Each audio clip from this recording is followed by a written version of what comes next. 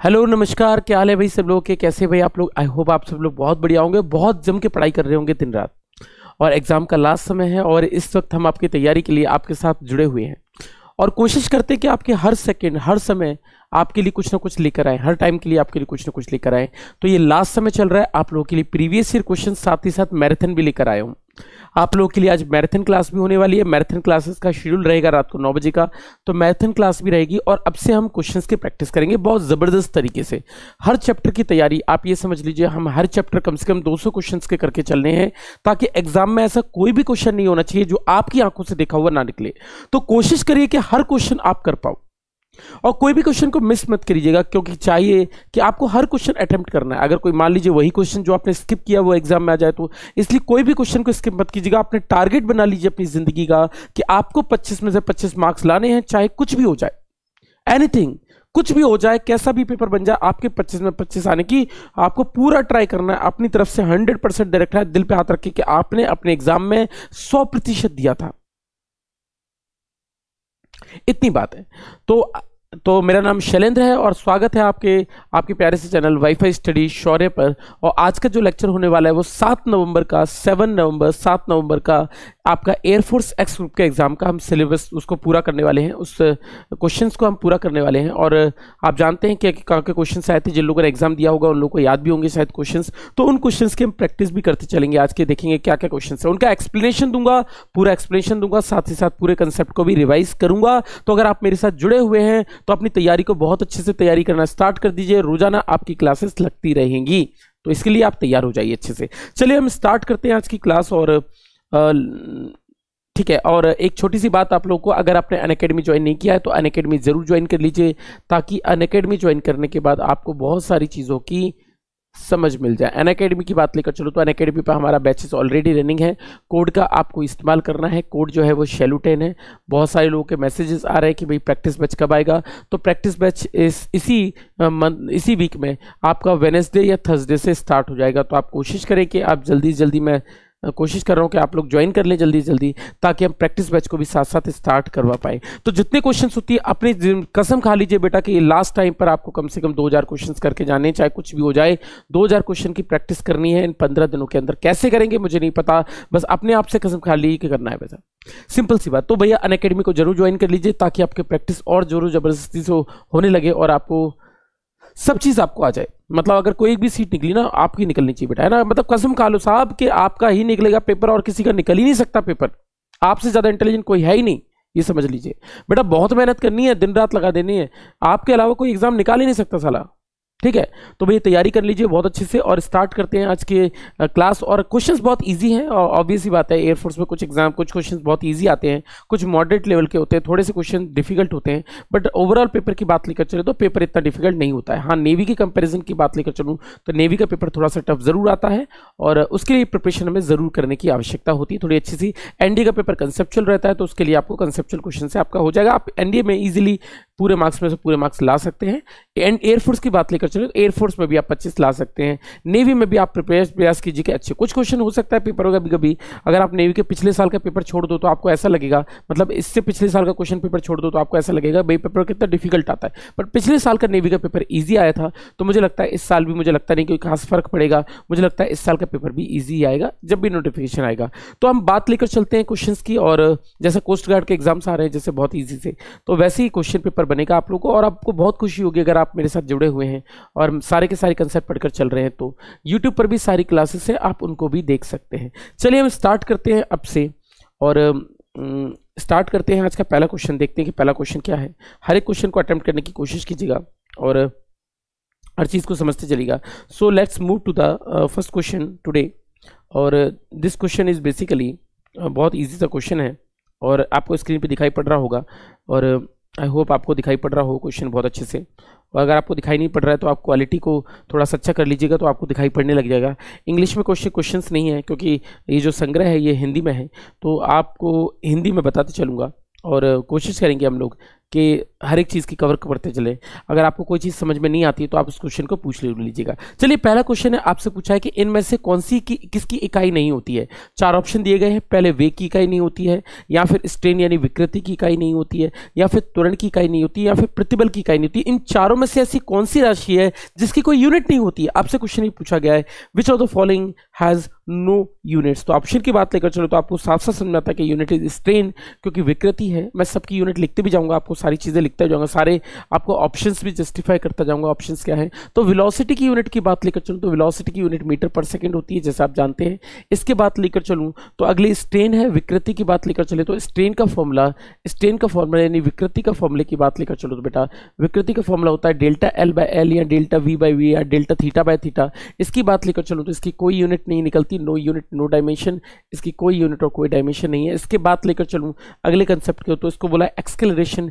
Acceleration की बात लेकर चलो त्वरण, तो बेटा त्वरण की इकाई क्या होती है बेटा मीटर पर सेकेंड स्क्वायर होती है बच्चों।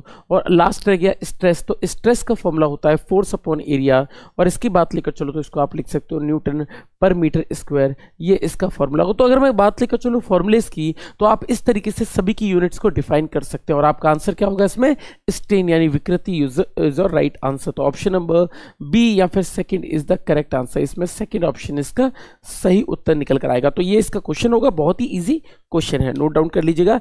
नेक्स्ट क्वेश्चन की तरफ चलते हैं। Let's move to the next question. Question है which of the following is the vector quantity. आपसे पूछा है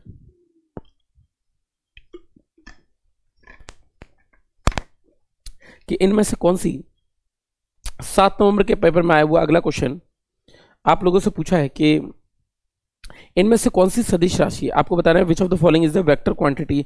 आपको आंसर टिक करना है इनमें से कौन सी वेक्टर क्वांटिटी होगी। देखो बहुत सिंपल सी बात है, वर्क का फॉर्मूला होता है यानी कार्य, जिसको आप लोग कहते हैं, हिंदी में बता देता हूं। इनमें से कौन सी सदिश राशि है। पहला ऑप्शन दे रखा है कार्य है, दूसरा है आपकी आंतरिक ऊर्जा, तीसरा है एंगुलर मोमेंटम यानी कोणीय संवेग, और चौथा है शक्ति। आपको इन चारों में से बताना है कि कौन सी यूनिट, कौन सी चीज क्वांटिटी यानी वेक्टर क्वांटिटी सदिश राशि है। चलो इसकी बात लेकर चलो तो आपको साफ साफ समझ में आ रहा है कि this is angular momentum. Angular momentum एक ऐसा टर्म है जिसके बारे में हम बयान सकते हैं, तो एंगुलर मोमेंटम ही वेक्टर क्वांटिटी होती है। तो मेरे ख्याल से आपको इसमें दिक्कत नहीं होगी, एंगुलर मोमेंटम इसका आंसर है। तो ऑप्शन इज एंगुलर मोमेंटम। बाकी वर्क भी स्केलर होता है, आप जानते हैं, इंटर एनर्जी तो टेम्परेचर होता ही है। और बात लेकर चलो एंगुलर मोमेंटम की तो वेक्टर क्वांटिटी पावर, जबकि स्केलर क्वांटिटी पावर का फॉर्मूला वर्क अपॉन टाइम यानी कार्य बटा समय होता है, या ऊर्जा बटा समय भी लिख सकते हैं। तो this is right answer angular momentum, third option इसका सही उत्तर बैठेगा। नेक्स्ट क्वेश्चन की तरफ चलते हैं और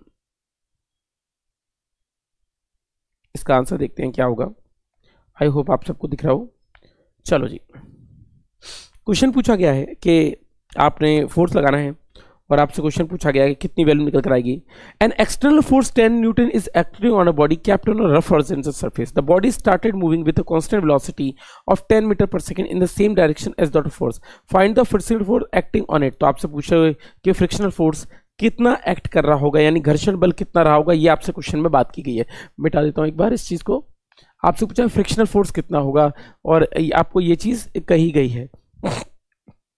और आंसर की बात लेकर चलूं तो आपसे पूछा फ्रिक्शनल फोर्स कितना होगा। देखो वैसे तो आप जानते हो कि 10 न्यूटन किसी बॉडी पे फोर्स लग रहा है और बॉडी स्टार्ट चल रही है 10 मीटर पर सेकंड से। बॉडी कितनी वेलोसिटी से चल रही है ये हमारे लिए मायने नहीं रखता, ये हमारे लिए मायने नहीं रखता कि भैया 10 से चल रही है या नहीं चल रही है, परंतु ये मायने रखता है बेटे कि भैया फोर्स कितना होगा। आप एक बात तो जानते हैं कि फ्रिक्शनल फोर्स घर्षण बल कम होता है, पर आपको स्टैटिक फ्रिक्शन पता ही नहीं है, तो आपको ये पता है भैया कम तो होगा, ऑब्वियस सी बात है कम होगा। इसकी वैल्यू की बात लेकर चले तो इसका आंसर आप क्या लगा सकते हैं कि इसकी वैल्यू, अगर आप सबकी वैल्यू की बात लेकर चलो तो 10, 10, 20 और 20 ऑप्शन में, तो आपको पता है 10 आंसर हो सकता है, 10 हो सकता है, लेकिन आपको ये भी पता है कि विपरीत होगा, अपोजिट होगा। तो आप इसका आंसर लगा के चले तो इसको क्या बोल सकते हैं, it is opposite to the external force, यानी बी ऑप्शन इसका सही उत्तर होगा। तो आप ऑप्शन लगा सकते हैं कि 10 न्यूटन होगा। आप ऐसा नहीं, इसमें कोई वो नहीं कि न्यूमेरिकल करना है, न्यूमेरिकल नहीं, ये 10 और 10 और 10, 20 ये तो बस ऐसे ही दे रखे। आपको तो कंसेप्ट के ऊपर जाना है कि बेटा फ्रिक्शनल फोर्स कितना हो सकता है। आप जानते हैं सबसे कम हो सकता है और विपरीत होता है। तो आप बात लेकर चलें तो ऑप्शन की, तो this will be your right answer, क्योंकि आपके लगाए हुए बल से ज्यादा तो हो नहीं सकता, वरना वस्तु चलेगी कैसे, तो आपका फोर्स ज्यादा होगा, ऑब्वियस सी बात है। तो इसका आंसर होना चाहिए बेटा फ्रिक्शनल फोर्स कम होगा, तो 10 वाला ऑप्शन होगा और अपोजिट फोर्स लगेगा, तो ये इसका सही उत्तर निकलेगा। नेक्स्ट क्वेश्चन पे चलते हैं। Choose the correct relationship between force, velocity and power of a body. आपसे क्वेश्चन पूछा है कि बताइए इनमें से कौन सा ऑप्शन सबसे सही होगा। यानी पावर का फॉर्मूला फोर्स अपॉन वॉल्यूम होगा, वो फोर्स अपॉन वेलोसिटी होगा, या फोर्स का फॉर्मूला प्रेशर इंटू वेलोसिटी होगा, या वेलोसिटी का फॉर्मूला प्रेशर इंटू एफ होगा, या पी का फॉर्मूला एफ इंटू बी होगा। हिंदी में बात लेकर चलूं तो बल, वेग और शक्ति, इन तीनों के बीच में सही संबंध क्या है, ये रिलेशन आपको बताना है और आपको आंसर बताना है कि सही रिलेशन कितना निकल कर आएगा। करो भाई आंसर दो मुझे, आंसर कितनी निकल कर आएगी। ऑप्शन लगा दिया सबने, टिक, ऑप्शन दे दिया भाई। तो आप सभी को पता है बेटा क्या रिलेशन होता है, that is equal to P बराबर एफ इंटू वी। ये इसका सही उत्तर होगा, तो option number D is the correct answer. तो आप जान सकते हैं बेटा इसका ऑप्शन नंबर क्या होगा, डी ऑप्शन सही उत्तर निकल कर आएगा। किसी को दिक्कत कुछ पूछना हो भाई तो पूछ सकते हो आप लोग, मेरे ख्याल से आपको कोई दिक्कत नहीं होगी और आप जानते भी हैं इस क्वेश्चन को करना भी जानते हैं आप लोग। ठीक है, हो गया भाई, चलो भाई ठीक है, माफ करिए। अगर आपको क्वेश्चन करवाना तो मैं लिखवा भी देता हूं बेटे। आपको पता है बेटा पावर के बारे में बात लेकर चलो तो पावर बराबर होता है वर्क अपॉन टाइम, जिसको आप लिख सकते हैं dw/dt लिख सकते हैं। पावर की बात लेकर चलो तो वर्क डन अपॉन टाइम लिख सकते हैं बेटा। अगर आप इसको dw/dt लिख दो तो वर्क डन बराबर क्या होता है f इंटू एस, तो आप इसको लिख सकते हैं f इंटू dr/dt। dr/dt क्या होगा, इंटू एस हो जाएगा। तो अगर आपने इसको w को लिख दिया f इंटू एस, अगर मैं इसकी बात लेकर चलूँ तो dr/dt किसके बराबर होता है बेटा, डिस्टेंस अपॉन टाइम क्या होता है बेटा, वेलोसिटी होता है। और जब वेलोसिटी पुट करोगे तो that will comes out to force into velocity, यानी this will be your right answer, है ना। डिस्टेंस अपॉन टाइम, दूरी बटा समय क्या होता है बेटे, वेग, तो वेग से रिप्रेजेंट कर दिया, this is equal to F into V. यानी ऑप्शन नंबर फोर्थ या फिर D option is the right answer, ये इसका सही उत्तर रहा होगा। ये इसका एक सही सा उत्तर है। नेक्स्ट चीज पे चलते हैं, अगली चीज।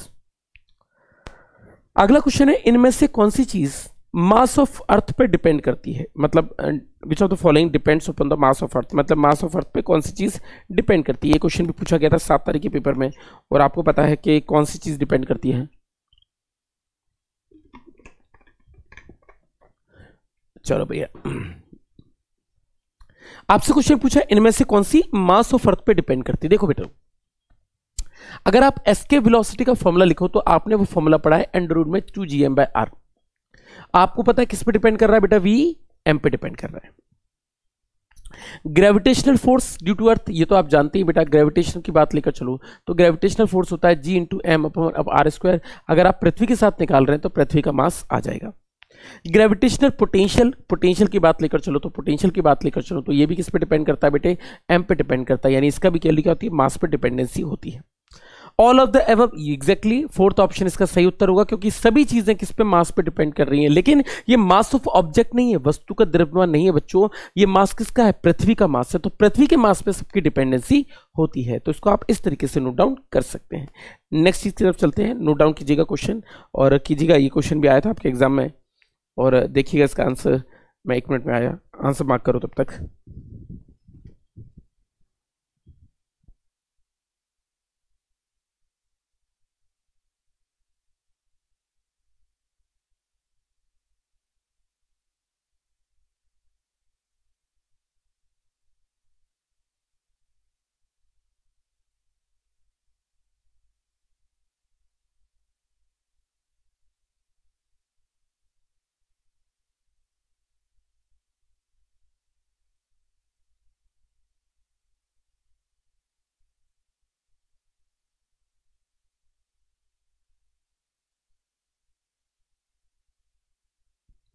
हेलो, ठीक है, आवाज आ रही है। चलो, तो अगर मैं क्वेश्चन की बात लेकर चलूं तो आपको साफ साफ समझ आ रहा है कि इसका ऑप्शन नंबर क्या होने वाला है, फर्स्ट ऑप्शन। क्योंकि अभी हमने थोड़ी देर पहले फॉर्मूला लिखा था और हमने जाना था फॉर्मूला क्या होगा। और अगर फॉर्मूले की बात लेकर चलूं तो फॉर्मूला आपने थोड़ी देर पहले पढ़ा ही था। मैं इसको लिख देता हूं दोबारा से कि क्या फॉर्मूले का आंसर होगा। और क्वेश्चन की बात लेकर चलूं तो इसमें पूछा गया है कि पलायन वेग का क्या फॉर्मूला सही है। आपको पता है फर्स्ट ऑप्शन इसका सही उत्तर है, तो √2gm/r इसका सही उत्तर निकल कर आएगा। तो एसके वेलोसिटी इक्वल्स टू √ में 2gm/r। आपको बहुत कुछ जानकारी इसके बारे में होगी हुई। आप जानते हो पलायन वेग जो होता है escape velocity that is for earth, पृथ्वी के लिए जो पलायन वेग का मान होता है that is equals to, earth के लिए वैल्यू होती है बेटा 11.2 इंटू किलोमीटर पर सेकेंड होती है। जबकि अगर आप चंद्रमा के लिए बात लेकर चलें तो इसकी वैल्यू मून के लिए होती है बेटा 2.38 किलोमीटर पर सेकेंड। तो चंद्रमा के लिए पलायन वेग का मान बहुत कम होता है। एक क्वेश्चन आपके पेपर में जरूर पूछा जाता है कि बताइए पृथ्वी पर, चंद्रमा पर वातावरण क्यों नहीं होता, चंद्रमा पर एटमॉस्फेयर क्यों नहीं है, क्या रीजन है कि there is no atmosphere on the moon and what is the reason behind that. And the reason behind that is because the RMS velocity of gases is much larger than the SK velocity of moon and that's why there is no atmosphere on the moon। इसकी बात लेकर चलूं तो इसको ऐसे बोल सकते हो कि वर्ग माध्य मूल वेग यानी गैसों का वर्ग माध्य मूल वेग ज्यादा होता है किसके कंपैरिजन में, पलायन वेग से। तो बेटा जब गैसें उठती हैं ऊपर की तरफ तो बेटा उठ ही जाती हैं बेटा, कभी लौट कर ही नहीं आती। क्यों? क्योंकि बेटा इसकी वेलोसिटी बहुत कम है और भैया गैसों की वेलोसिटी तेज है, तो वो बाहर ही निकल जाती है। इसलिए चंद्रमा पे कोई वातावरण नहीं होता। अगर आपसे ये क्वेश्चन पूछा जाए तो आपको आंसर हमेशा यही लगाना होगा। तो याद रखिएगा कि एस के वेलोसिटी की वजह से नहीं होता है। आपसे क्वेश्चन पूछा गया कि बताइए इनमें से किसका आउटपुट कितना होगा, आपको मार्क करना है आंसर, और आंसर आप लिख सकते हैं what will be the output of combination of and gate and not gate if the inputs are A and B. तो आपसे पूछा गया है कि and gate and not gate का क्या होगा। देखो एक सिंपल सी बात है, आपसे बोला गया एंड प्लस नॉट, इस गेट का मतलब क्या होता है, तो आप जानते हैं एंड प्लस नॉट गेट का मतलब क्या है। एंड गेट के साथ में आप क्या जोड़ रहे हैं बेटा, नॉट गेट। इन दोनों का मतलब क्या, ये आपसे नैंड गेट की बात कर रहा है और नंद गेट की बात करेगा, नैंड गेट की। तो नैंड गेट क्या होता है बेटे, आप जानते हैं नैंड गेट का मतलब होता है ए डॉट बी का होल बार। यानी ऑप्शन की बात लेकर चलें तो this will be your right answer, यानी सी ऑप्शन, थर्ड ऑप्शन इसका सही उत्तर निकलेगा। तो this will be your right answer, तो ये इसका सी ऑप्शन यानी थर्ड ऑप्शन इसका सही उत्तर निकल कर आएगा। सिंपल सा क्वेश्चन है। आपको बात लेकर चलो, पहला तो बात लेकर चलो तो आपको सबसे समझ में आ रहा है कि पहला और ऑप्शन के लिए हो जाएगा, और के लिए, दूसरा एंड गेट के लिए हो जाएगा, तीसरा नैंड गेट के लिए हो जाएगा, और चौथा ऑप्शन नॉर गेट के लिए हो जाएगा। तो ये सभी गेट्स मैंने आपको लॉजिक गेट्स पढ़ा दिए हैं, आपको शायद पता होगा। आपसे क्वेश्चन पूछा गया which of the following will be same in its image in a plane mirror. आपसे पूछा कि समतल दर्पण के अंदर इनमें से कौन सी चीज वैसी की वैसी दिखाई देगी, मतलब प्लेन मिरर में जाने के बाद भी वो वैसे की वैसी होगी, इमेज पर कोई फर्क क्यों नहीं पड़ेगा, ये क्वेश्चन पूछा गया है।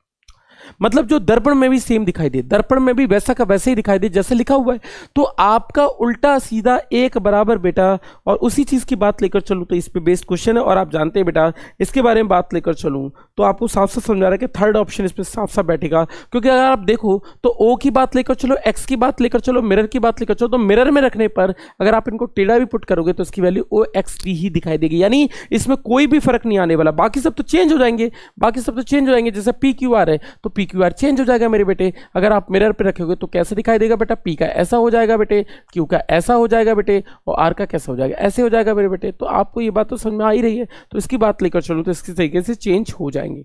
तो थर्ड ऑप्शन एक ऐसा होगा जो सेम इमेज दिखाएगा, यानी इमेज विल नॉट चेंज। अगले क्वेश्चन की तरफ चलते हैं, diffraction between light wave and different. आपसे पूछा डिफ्रैक्शन का फिनोमेना, आपसे पूछा बताइए किस कंसेप्ट के अंदर होता है। अच्छा माफ कीजिएगा, difference between light wave and sound. ये तो इजी क्वेश्चन है, आप इजी लगा सकते हैं। आंसर मार्क कीजिएगा, कितना आंसर निकलेगा बेटे, आंसर लगाइए कितना आंसर निकलेगा। लाइट वेव और साउंड वेव के अंदर कौन से फिनोमेना से आप अंतर बताते हैं। देखिए इंटरफेरेंस इसका मतलब क्या होता है, जिसको आप हिंदी में व्यतिकरण कहते हैं। आपसे पूछा है प्रकाश तरंगे और ध्वनि तरंगे, इन दोनों के बीच में अंतर कैसे पता लगेगा, ये चीज है। तो अगर आप इंटरफेरेंस की बात लेकर चलो, जिसको आप व्यतिकरण कहते हो, तो व्यतिकरण कब होता है, व्यतिकरण तब होता है जब दो तरंगे एक दूसरे से आकर सेम डायरेक्शन में आती हुई, सेम वेवलेंथ सेम फ्रीक्वेंसी वाली वेव, दो तरंगे एक दूसरे पर अध्यारोपित होती हैं। When two waves are superimposed to each other having the same frequency same wavelength that is monochromatic and coherent, दो तरह की तरंगे जब टकराती हैं एक दूसरे पर अध्यारोपित होती है, तो क्या होता है कुछ पॉइंट चमक जाते हैं, कुछ पॉइंट डार्क चले जाते हैं। जिस पॉइंट चमक जाते हैं that is known as constructive interference, जिसको आप संपोषी व्यतिकरण कहते हो, और जो डार्क हो जाते हैं दैट इज डिस्ट्रक्टिव इंटरफेरेंस, विनाशी व्यतिकरण, उस कंसेप्ट पर आधारित है। पर अगर ये तो दोनों में होता है ना, लाइट में भी होता है साउंड में भी होता है, पर आपको तो वो बताना है ना, तो आपको अपनी किताबें पलटनी है और किताब में ये ढूंढना है कि ऐसा कौन सा टॉपिक है जो साउंड वाले में तो नहीं है लेकिन लाइट वाले में है, और that is known as polarization. Hindi में इसको ध्रुवण कहते हैं, सेकंड ऑप्शन। और पोलराइजेशन एक ऐसा कंसेप्ट है जो सिर्फ और सिर्फ लाइट का कंसेप्ट है। मैं आपको बताऊं polarization is only possible for transverse wave, ये सिर्फ ट्रांसवर्स वेव के लिए पॉसिबल है, is only possible for transverse wave. तो ये only possible for transfer wave,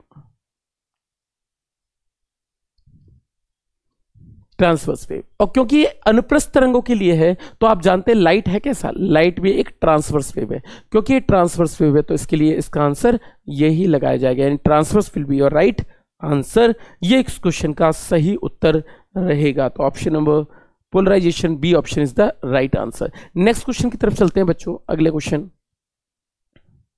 आ रही बात समझे बच्चों, ठीक है।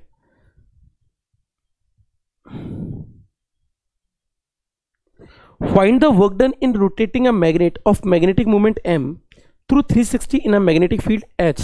तो आपसे पूछा गया कितनी वैल्यू निकल कर आएगी, अगर आप इसको रोटेट करोगे तो कितनी वैल्यू निकल कर आएगी। आप आंसर टिक कर सकते हो, मार्क कर दीजिए आंसर। और मेरे ख्याल से आपसे क्वेश्चन पूछा है कि 0 से 360। ओके, आप फॉर्मूला तो जानते हैं बेटा, पोटेंशियल एनर्जी का फॉर्मूले की बात लेकर चलूं तो पोटेंशियल एनर्जी का फॉर्मूला आप जानते हैं बेटा, U बराबर लिख सकते हैं आप cos theta 1 minus cos theta 2 है ना, W बराबर या U बराबर आपने लिखा होगा W बराबर mb into cos theta 1 minus cos theta 2, ऐसा पढ़ा होगा आपने, और cos थीटा 2 ऐसा पढ़ा होगा, या फिर हो सकता है आपने फॉर्मूला ये पढ़ा हो माइनस mb cos थीटा, माफ कीजिएगा ये cos थीटा 2 है, और आपने ऐसा भी फॉर्मूला पढ़ा हुआ हो सकता है, cos थीटा आगे ला सकते हो अगर आप इसको आगे माइनस लेके चले जाओ तो इस तरीके से भी आपने इसको फॉर्मूले को पढ़ा होगा। दोनों चीजों को पुट करेंगे, जब आप 0 से 360 पुट करोगे तो when you put 0 degree here and 360 there here, तो you will find that the work done will comes out to be 0 and 0 will be your right answer. आपका बहुत प्यारा, आपका राजदुला आंसर है बेटा 0, जिसके लिए आप जाने जाते हो बेटा, और आप जिसके लिए जाने जाते हो वही है। तो इसका ऑप्शन नंबर होगा डी ऑप्शन इसका सही उत्तर निकल कर आएगा। नेक्स्ट क्वेश्चन पे चलते हैं, देखो कितना अच्छा इजी और क्वेश्चन पूछा गया था, और 7 नवंबर के पेपर में ये वाला क्वेश्चन। ऑप्शन की बात लेकर चलूं तो आपसे क्वेश्चन पूछा गया, बताइए एक 3 वायर से बना हुआ है, find the equivalent resistance across any one side. Hindi में बात लेकर चलूं तो एक तो समबाहु त्रिभुज है, और आपसे पूछा ये 3 तारों से मिलकर बना है जैसे बनता है, और आपसे पूछा हर एक का प्रतिरोध 4 ओम है। आपसे पूछा कि बताइए इनमें से किसी भी 2 साइड के बीच में कितना प्रतिरोध रहा होगा, ये क्वेश्चन है।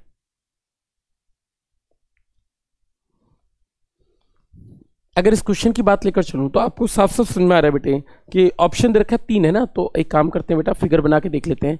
और आपको क्वेश्चन बोला गया ये और ये 3 चीजें जोड़ दी गई हैं, ये भी 4 ओम की है, ये भी 4 ओम की है, ये भी 4 ओम की, कोई भी 2 बिंदु ले लीजिए, मान लीजिए ये पॉइंट ले लेता हूं मैं A और B, और आपसे पूछा इक्विवेलेंट कितना होगा। ये दोनों किसमें है बेटा, सीरीज में है।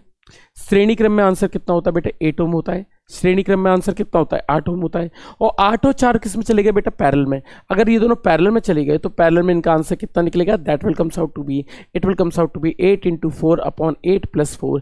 इसकी बात लेकर 32/12, और 32/12 की बात लेकर चले तो that will comes out to be 8/3। This will be your right answer. Option की बात लेकर चलूँ तो इतनी वैल्यू निकल कर आएगी, है ना, 4×3=12 और 4×8=32। तो इसकी बात लेकर चलूँ तो 8/3 will be your right answer. D option इसका सही उत्तर निकलेगा। अगर आप ऑप्शन चेक करो तो you will find the D option is the correct answer. ठीक है, नेक्स्ट क्वेश्चन पे चलते हैं, अगला क्वेश्चन। ठीक है बच्चों, ठीक है, चलो नेक्स्ट चीज, ठीक है, हो गया। नेक्स्ट क्वेश्चन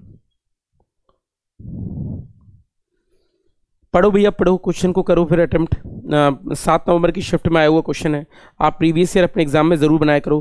प्रीवियस ईयर बहुत ज़्यादा हेल्प करते हैं आप लोगों के एग्जाम निकालने की। एक बात हमेशा याद रखो, चाहे आप किसी भी एग्जाम की प्रिपरेशन कर रहे हो, you should go through the previous year questions. बहुत मस्त हैं, अगर आप नहीं जाओगे बेटा उनसे तो आपको पता नहीं लगेगा कि एग्जाम का पैटर्न क्या है। और दूसरी बात ये, जितना एग्जाम का पैटर्न होता है उससे हमेशा 1 नंबर ऊपर चलो, ताकि पेपर अगर वर्स होता है किसी केस में, जैसे पेपर कभी कभी डिफिकल्ट बना दिया जाता है, जैसे नेवी के पेपर के साथ तो बहुत खास बात है कि ये डिफिकल्ट बना देते हैं, तो अगर ऐसे की बात चल रही है तो कम से कम आप कैसी भी वर्स सिचुएशन के लिए हमेशा तैयार रहें। होता है कोई आदमी अगर रेसिंग की तैयारी कर रहे हो तो ऐसा नहीं कि भाई एकदम फिक्स टाइम पे आपने बोला 5 मिनट में दौड़ना है तो 5 मिनट में दौड़ना है, आप 5 मिनट भी बढ़िए आप अपनी तैयारी करके जा रहे हो। नहीं बेटा, कोशिश करो बेटा 4.4 मतलब 4.5 सेकंड की, ताकि आप जल्दी से जल्दी प्रिपेयर कर पाओ। आपको पता नहीं है ना उस समय क्या होने वाला है, क्या सिचुएशन होने वाली है। अभी आप दौड़ रहे हो ग्राउंड पर, फिर दौड़ रहे किसी और लोकेशन पर, किसी और जगह पर, जमीन पर, तो बहुत सारे फैक्टर्स पर डिपेंडेंसी होती है, इसलिए अपनी तैयारी को थोड़ा सा अच्छा हमेशा रखो। क्वेश्चन की बात लेकर चलो तो आपको एक समांतर पट्टी का संधारित्र दे रखा है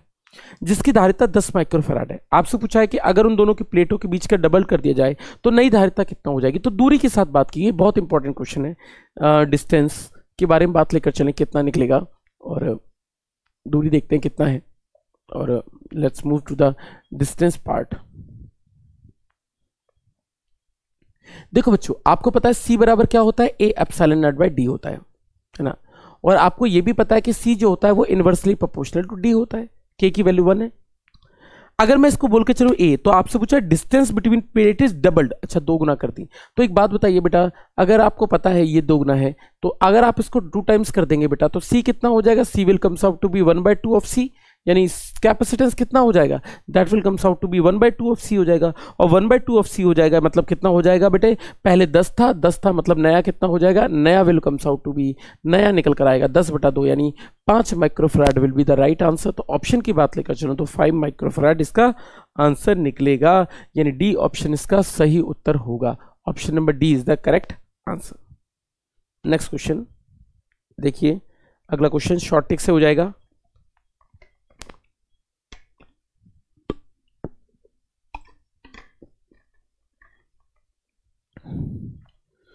आपने 10 मीटर पर सेकंड से फेंका है और आपसे पूछा है कि कितनी देर के लिए हवा में रहेगी वो बॉल, मतलब वो कितनी देर के लिए हवा में रहेगी। आपको क्लास में शॉर्ट टिक कराई थी, आप मेरे ख्याल से ऐसे क्वेश्चन को देख के ही बना सकते हो, आपको आंसर समझ में आ रहा होगा। देखो आपसे पूछा गया 10 मीटर पर सेकंड से फेंका, अगर आप किसी चीज को 10 मीटर पर सेकंड से फेंकोगे तो कितना ऊपर जाएगा।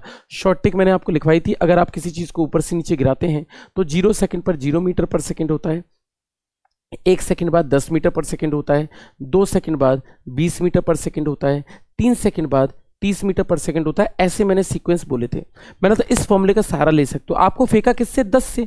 अगर आपने 10 से फेंका है मेरे बच्चों तो आपने यहां से फेंका है, अब यहां से फेंचोगे तो 1 सेकंड और आने में भी कितना लगेगा, 1 सेकंड। तो कितनी देर हवा में रहेगा, तो 1 सेकंड जाने में 1 सेकंड आने में, यानी आंसर कितना होगा, that will be your right answer. तो 2 सेकंड इसका सही उत्तर होगा। तो ऑप्शन की बात लेकर चलूँ तो 2 सेकंड इसका सही उत्तर निकल कर आएगा। तो 2 second will be your right answer, ये इसका सही उत्तर होने के लिए। नेक्स्ट चीज पे चलते हैं, अगला 2 सेकंड इसका सही आंसर निकलेगा। वैसे भी आपको पता ही बेटा 10 से फेंकोगे तो कितना टाइम लगेगा, आप टाइम निकाल सकते हो एक बार और टाइम निकाल के फॉर्मूले को पुट कर सकते हो। चलो भी नेक्स्ट चीज पे चलते हैं, अगली चीज।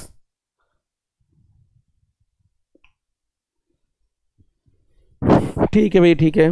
आपसे क्वेश्चन पूछा गया 5 आइडेंटिकल सेल्स है, ओके, जिनका इंटरनल रेसिस्टेंस यानी आंतरिक प्रतिरोध 1.5 ओम है, इनको समांतर क्रम में जोड़ा गया है, ठीक है।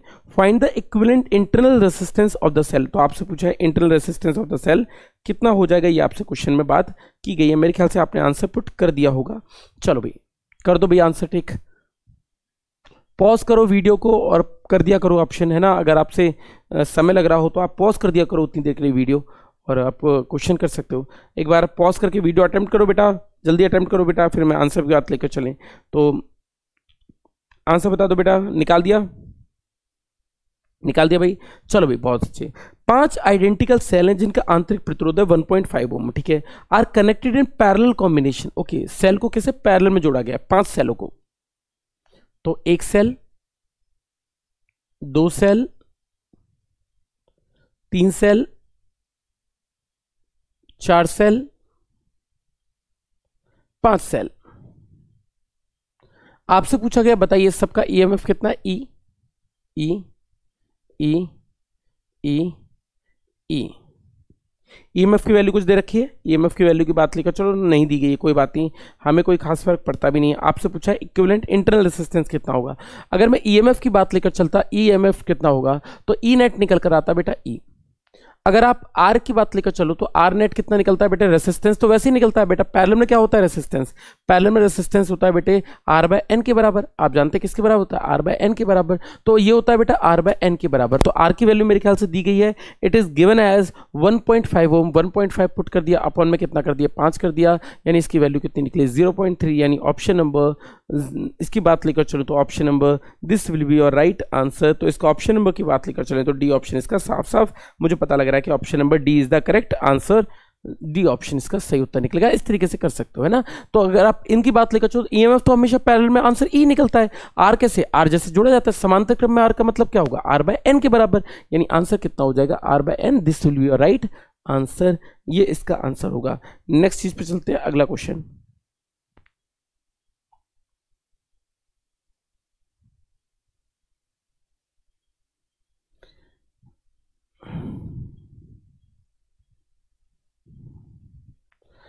ठीक है जी, सेंटर ऑफ मास किस बात पे डिपेंड करता है, सेंटर ऑफ मास यानी द्रव्यमान का केंद्र जिसे आप कहते हैं, तो द्रव्यमान का केंद्र किस चीज पर निर्धारित है, किस चीज पर निर्भर करता है, ये आपसे क्वेश्चन पूछा गया है कि mass of centre of mass किस पे डिपेंड करता है।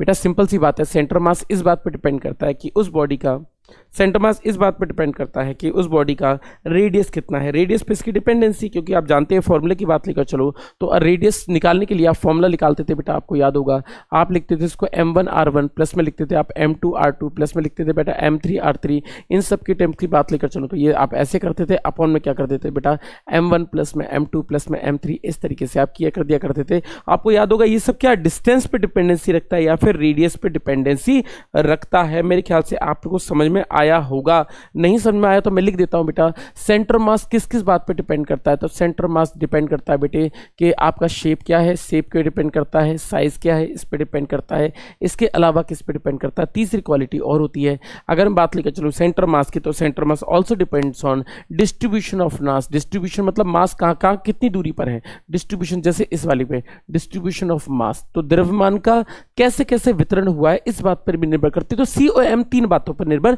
करता है, सेंटर ऑफ मास इन तीन बातों पर निर्भर करता है। ठीक है, हो गया भाई। नेक्स्ट चीज पे चलें, नेक्स्ट चीज चलें भाई, चलो भाई नेक्स्ट क्वेश्चन।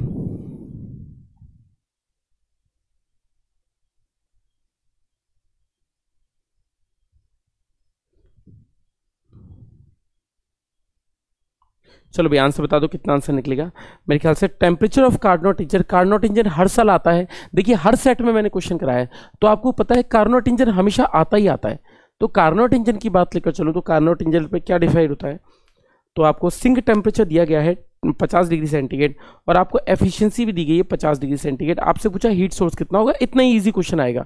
अगर हम बात लेकर चलो बेटा सिंक टेम्परेचर की, तो मतलब T2 इज गिवन है 50 डिग्री सेंटीग्रेड, 50 डिग्री सेंटीग्रेड में 273 का प्लस और कर दीजिएगा क्योंकि 273 के बिना काम नहीं चलेगा, क्योंकि हर चीज़ हमेशा आपको केल्विन में ही पुट करनी पड़ती है। तो इसी तरीके से आप इसको पुट करिएगा। अगर आप इसके साथ 50 प्लस करेंगे that will comes out to be 323 निकल कर आएगा, तो ये निकलेगा 323। अब आपको T1 कैलकुलेट करना है, इसके साथ ही साथ आपको दक्षता की वैल्यू रखिए 1/2, इतना दिया गया है ना 50%। तो ये स्टेटमेंट आपको दे रखे हैं। आपको पता है अगर मैं ईटा निकालना चाहता हूं बेटे तो ईटा निकालने का फॉर्मूला होता है 1 - T2/T1 होता है ना बच्चों। ईटा बराबर क्या होता है 1 - T2/T1 होता है। ईटा कितना दे रखा है बच्चों, ईटा इज गिवन एज 1/2 बराबर 1 - T2/T1, 1 - T2, T2 is given है 323 अपॉन में T1। यहां से 1 जाएगा तो 1 हो जाएगा, 1 सॉल्व करेंगे दैट विल कम्स आउट 2 हो जाएगा। 2 की बात लेकर चलो तो this will comes out to be, इसके ऑप्शन की बात लेकर चलो तो इसकी वैल्यू निकल कर जाएगी बेटे 646। तो 646 इसका आंसर निकल कर आ जाएगा।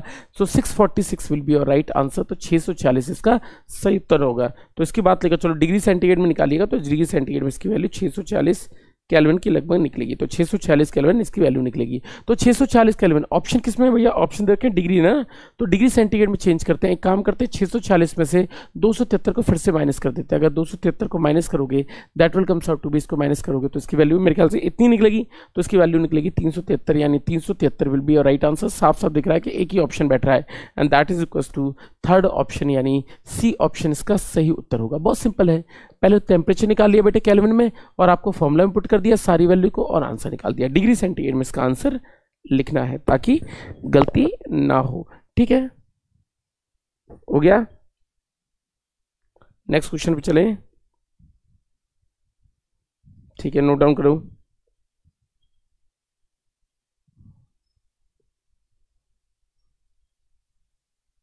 नेक्स्ट क्वेश्चन पे चलते हैं। अगला क्वेश्चन,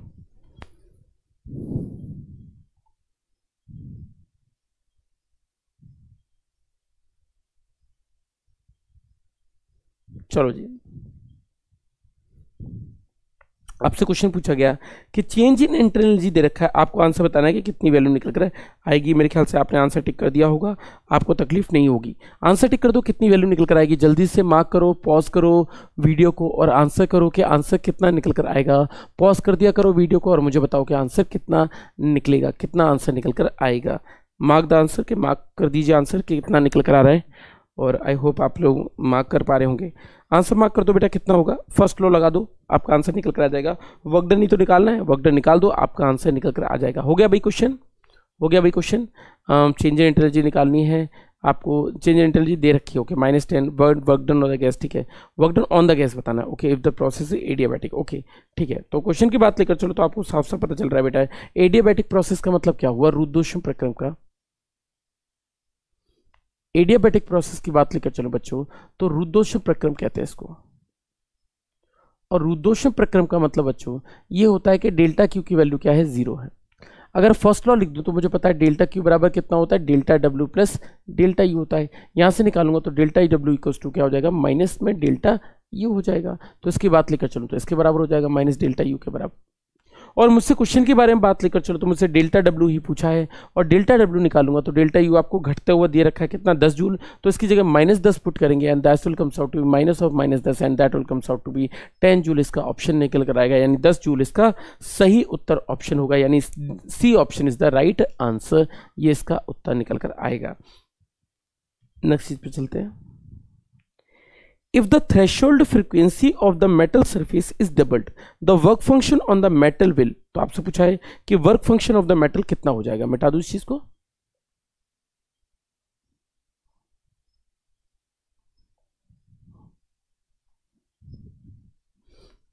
लगा दीजिए भी आंसर टिक कर दीजिए बेटा, कितनी वैल्यू निकल कर आएगी। मेरे ख्याल से आपको समझ में आ गई होगी बात बेटा, मार्क कर दो आंसर कितना निकल कर आएगा। अगर आप फ्रीक्वेंसी को दोगुना करते हैं तो work function of the metal will, तो वर्क फंक्शन पर क्या असर पड़ेगा, तो ऑप्शन की बात लेकर चलो तो क्या फर्क पड़ेगा, थ्रेशोल्ड फ्रीक्वेंसी को डबल कर दें, फ्रीक्वेंसी नहीं है, that is not a threshold frequency. तो आप जानते हैं अगर मैं वर्क फंक्शन की बात लेकर चलूं तो that is equal to W बराबर एच इंटू न्यू नॉट, और आप जानते हैं अगर आप इसी को डबल कर दोगे मेरे बेटे तो ये भी तो डबल हो जाएगा, और ये अगर डबल हो जाएगा तो मतलब वर्क डन क्या होगा, मतलब कितना होगा वर्क फंक्शन। तो कार्यफलन की बात लेकर चलो तो कार्यफलन कितना हो जाएगा बेटे, कार्यफलन हो जाएगा बेटे इंक्रीजेस, यानी इसका उत्तर नंबर होगा इंक्रीजेस, यानी option number second is the correct answer. तो ऑप्शन इसका सेकंड ऑप्शन करेक्ट आंसर होगा, ये इसको ऑप्शन होगा।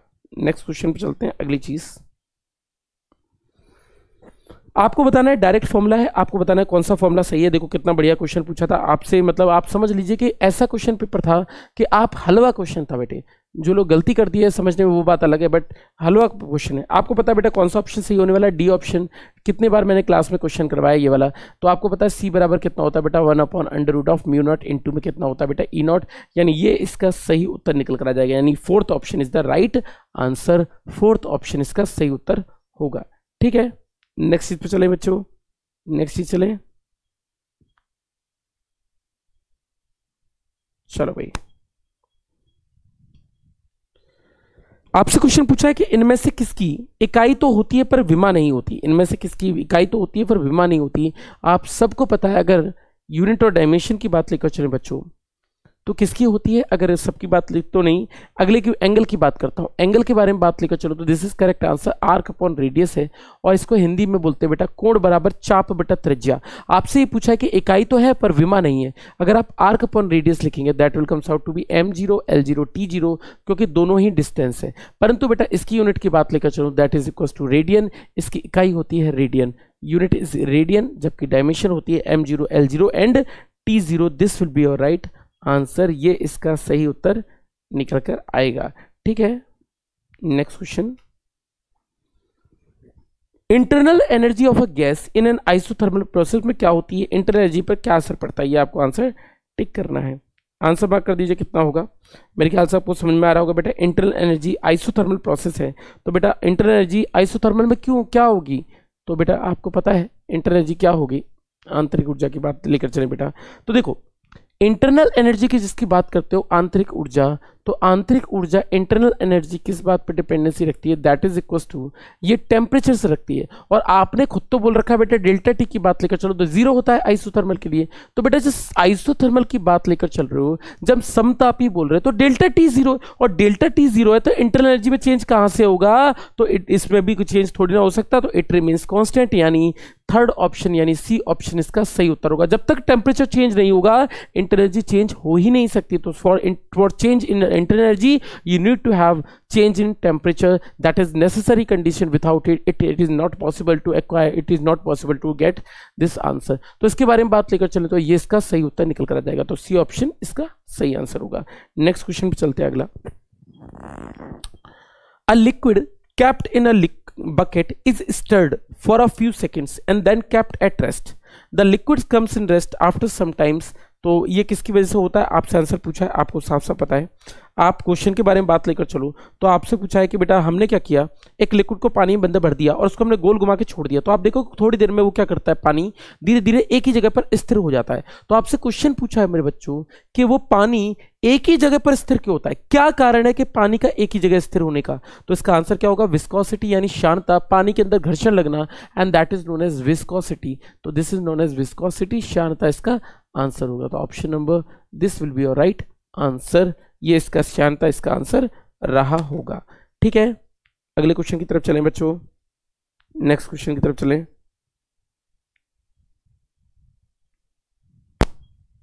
नेक्स्ट क्वेश्चन आपसे पूछा है phase difference between purely inductive circuit. Okay, आज ही करवाए क्वेश्चन।